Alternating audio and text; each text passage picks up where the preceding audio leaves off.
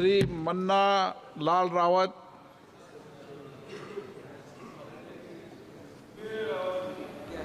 माननीय अध्यक्ष जी, बहुत बहुत धन्यवाद।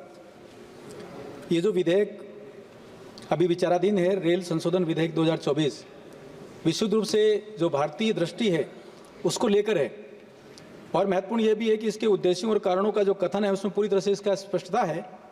मैं इस विधेयक के समर्थन के लिए खड़ा हुआ हूँ। इस विधेयक में मोटे तौर पर यह बात समझ में आती है कि दो कानून, जो एक 1890 का था और एक 1905 का है, दोनों निरसित हो रहे हैं और एक नया इसमें कानून बन रहा है। उसकी वजह से प्रशासन का और शासन का एक बड़ा सिद्धांत है यूनिटी ऑफ कमांड, वो इसमें आ रहा है। दूसरा, लोकतंत्र में रेस्पॉन्सिबिलिटी आखिरकार किसके पास जाए, वो भी सिद्धांत इसमें एकीकृत होकर आ रहा है। मुझे लगता है ये बहुत महत्वपूर्ण है। माननीय अध्यक्ष जी, ये कानून जब बना था, जब लॉर्ड कर्जन भारत के गवर्नर जनरल थे, वो कहा करते थे एक बोर्ड के बारे में, जब मैं गवर्नर जनरल के पद से रिटायर हो जाऊंगा तो मैं बोर्ड का चेयरमैन बनना पसंद करूंगा। इसका मतलब ये कि ब्यूरोक्रेटिक अप्रोच जो था उसको लेकर ये 2005 के जो कानून और सारी व्यवस्थाएं बनी थी। माननीय अध्यक्ष जी, अभी इस कालखंड में जो भी परिवर्तन हो रहे हैं उसमें मैं धन्यवाद करूंगा माननीय प्रधानमंत्री जी और माननीय रेल मंत्री जी का, कि राजस्थान में 85 अमृत भारत स्टेशन आए, जिसमें से 2 मेरी लोकसभा क्षेत्र में है, और 2004-2014 की तुलना में जो बजट दिया वो 14 गुना ज़्यादा दिया। जो नए ट्रैक हुए हैं वो दुगने हो गए हैं, और इलेक्ट्रिफिकेशन का काम है राजस्थान में वो 18 गुना ज़्यादा हो गया है। मैं इसके लिए विशेष तौर पर धन्यवाद दूंगा।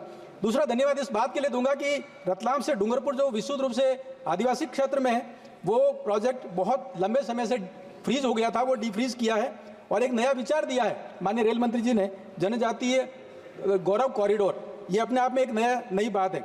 दूसरा, एक नया सर्वे शुरू हुआ है मंदसौर से प्रतापगढ़, घाटोल, बांसवाड़ा होते हुए अलीराजपुर। ये काफ़ी महत्वपूर्ण है। पूरा ये अनुसूचित क्षेत्र में पड़ने वाला एक रेल मार्ग होगा और नए भारत का एक तस्वीर बनाएगा। अपने आप में ये महत्वपूर्ण है। माननीय अध्यक्ष जी, आपके माध्यम से रेल मंत्री जी से कुछ विषय रखना चाह रहा हूँ। जो शामला जी से हिम्मतनगर का जो एक ट्रैक था वो पूरी तरह से इलेक्ट्रिफिकेशन हो चुका, और बहुत समय से दक्षिण भारत को, उदयपुर को दक्षिण भारत से जोड़ने की जो ट्रेन हैं वो रतलाम की तरफ होकर जा रही थी, लगभग 6 घंटा ज़्यादा समय ले रही थी, तो अब वो ट्रेन सीधी अहमदाबाद होकर चल सकती हैं। दूसरा, दक्षिण भारत से अहमदाबाद आकर कुछ ट्रेन रुक रही हैं जिनका विस्तार होकर उदयपुर तक आ सकती है, मेवाड़ तक आ सकती हैं। दूसरा, जो वंदे भारत है, अध्यक्ष महोदय आपके सामने रखना चाह रहा हूँ कि झारखंड में 12 वंदे भारत चल रही है, और राजस्थान जो कि भारत का सबसे बड़ा राज्य है उसमें केवल 4 वंदे भारत चल रही है। इसमें निवेदन है कि 2 वंदे भारत उदयपुर से इंदौर, उदयपुर से सूरत चल सकती है। इसके साथ ही साथ ऋषभदेव रोड, सेमारी, सुरकंडखेड़ा, जयसमंद रोड, ऐसे स्टेशन में लगातार सुविधाओं और उसके विस्तार की, उसमें ट्रेन का ठहराव हो, ऐसी लगातार मांग है।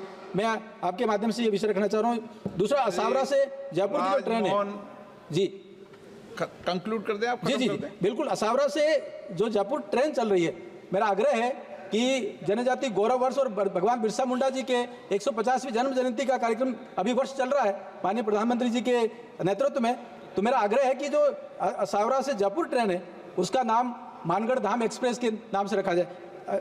आपने मुझे समय दिया, अध्यक्ष महोदय, धन्यवाद। श्री राजमोहन